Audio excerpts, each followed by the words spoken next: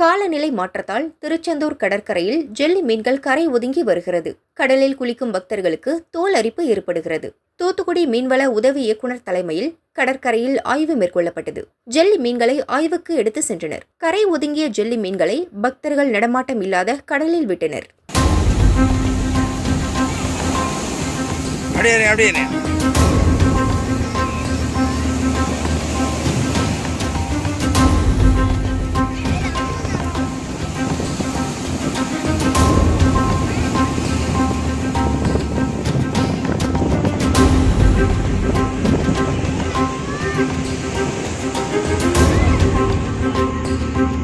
ஜானே கொஞ்சம் சைடாக திரும்பிடுங்க.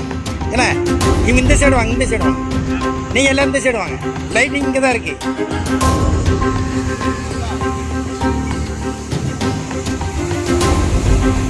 நான் ஒன்று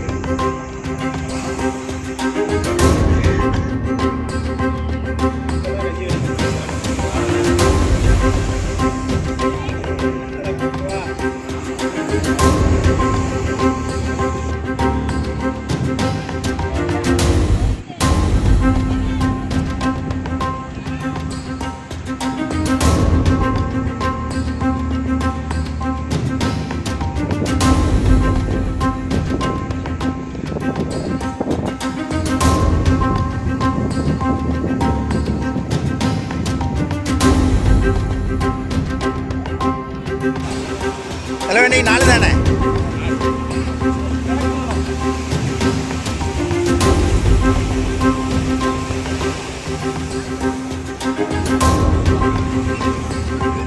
தலைவர் கொஞ்சம் நவுண்டுங்க, தப்பி நவுண்டிக்கியா.